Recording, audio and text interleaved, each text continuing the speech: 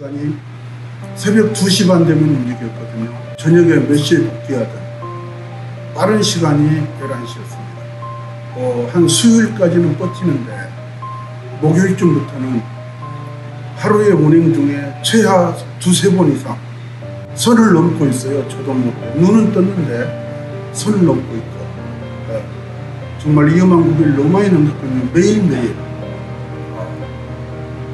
한 수요일까지는 버티겠는데 목요일 정도 되면은 계단을 헛디뎠습니다. 감각이 없어요. 그만큼 브레이크를 밟는 시간도 반응도 더디어지고 하루 운행을 마치고 시동을 끄면은 정말 다리가 후들거렸거든요.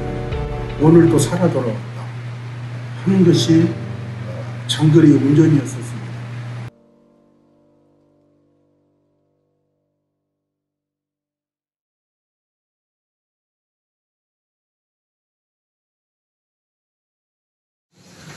믿으실지 모르겠지만 운전하면서 막 이틀 3일 이렇게 잠을 거의 못 자고 일하다가 운전 중에 잠꼬대도 해본 적이 있고요, 꿈도 꿔본 적이 있고요, 그리고 도로에 있는 전광판이 살아서 움직이는 것도 본 적이 있습니다.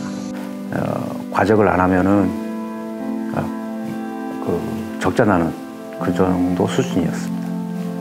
그래서 너무 낮은 운임 때문에 과적을 할 수밖에 없었어요.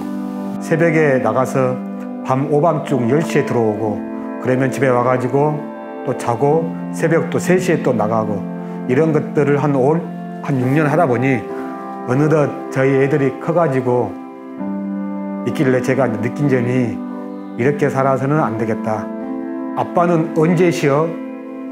그러면은 혹시 이번 주 며칠 날 쉬어? 라고 하면은 모르겠다. 그때 가봐야 안다 라는 말만 반복할 수밖에 없었습니다.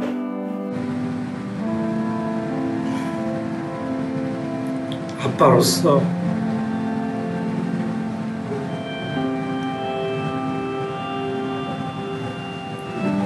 아빠로서 못했지. 그게 제일 큰 식사들이었지. 일찍 나오시면 1시에 나오시고요. 좀 늦게 나오신 분들이 저 같은 경우는 4시에 출근합니다. 하면은 보통 저녁 퇴근 시간이 집에 가면 한 7시쯤 됩니다. 대부분은 한 16시간에서 14시간 정도 운행을 하기 때문에 그 중간에 휴식 시간이 있다든가 그런 건 없습니다. 식사나 뭐나 다 일하면서 합니다. 1년에 화물 노동자들의 이게 사고율이라든가 사망률이 굉장히 높습니다. 올해도 뭐 제가 소식 듣기로는 몇 명이 사망을 한 것으로 알고 있거든요. 사고가 나서. 그런 사고가 한 가정을 거의 2집 정도의 가정을 파괴합니다. 차량 가격이 워낙 비싸기 때문에 거의 보증스러운 분들도 많고 그 가정이 그 한 분에 의해서 한 분의 사고에 의해서 한 2가정, 3가정이 파괴가 됩니다. 그러니까 안전운인데 이전에는 너무 우리가 과연 어떻게 이렇게 살았을까 이런 생각을 지금은 많이 합니다.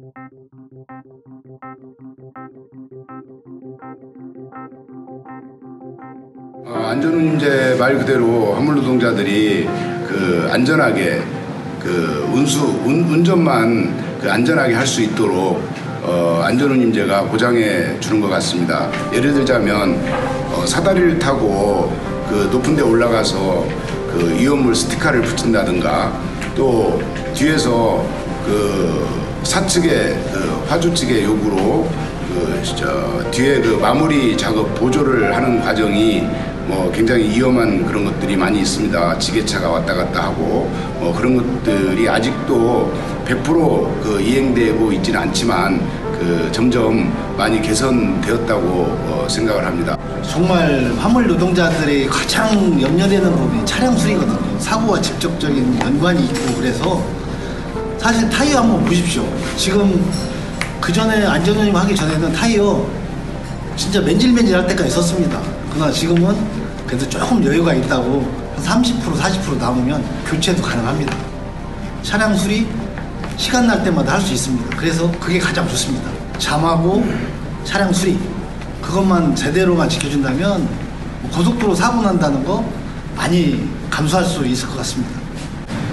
안전함제가 이제 시행을 하니까 제 운반비가 좀 오르니까 부모노릇 또 남편 노릇 또 차를 정비를 해서 끌고 다니다 보니까는 이제 안전 데서 좀 마음이 편해졌다는 거.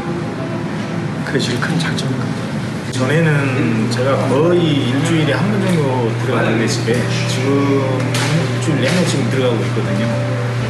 그래서 아들이 혼자 있는데 이렇게 계속 생활이 이어진다면 한 명은 더 나을까 생각합니다. 국가 출산율에 이바지할 정도로 제가 결심을 할 정도로 지금 매우 만족합니다. 지금. 네, 제가 29살 청년인데 운전을 한 7년 정도 했거든요. 그때 운전하기 전에는 정말 저희 세대는 3포 세대예요. 결혼, 집, 애 이거는 무조건 포기하고 저희 세대는 포기하고 들어가는 세대라서 다 포기했었는데 결혼도 한 번 더 생각해 볼 수도 있고 집도 조금 더 생각해 볼 수도 있고 그러니까 3포 세대라는 게 이제 저한테는 이제 멀게만 느껴지는 거죠. 지금 또 결혼도 하고 싶고 제 삶을 좀 많이 바꿔줬다고 생각해요. 네. 제 인생 모든 일부가 다 바뀌었다고 보시면 될 것 같아요.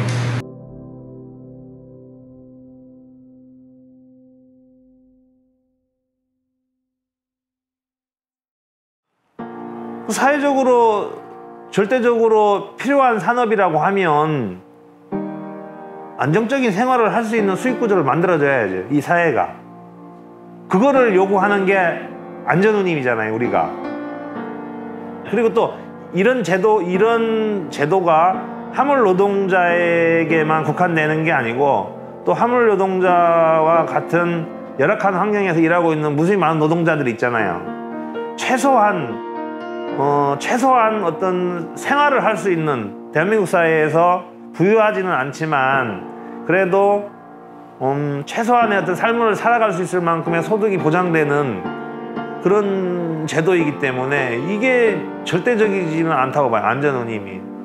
그렇듯이 안전운임제 역시도 이게 화물 노동자한테 국한되는 문제가 아니고 또 유사한 여러 형태의 이 부당하게 불합리한 제도 속에서 살아가고 있는 노동자들한테 적용될 수 있는 그런 제도라고 봐요. 안전운임이라는 게 법제화되면 모든 게 끝날 줄 알았거든. 근데 끝난 게 아니고 이제 시작이에요.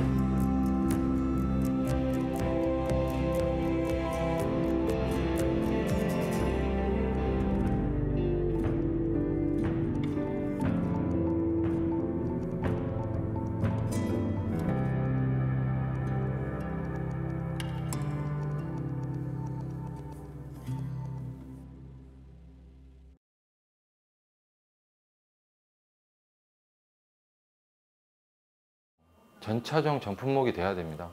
이게 제가 해보니까요. 좋아요. 완전 좋아요.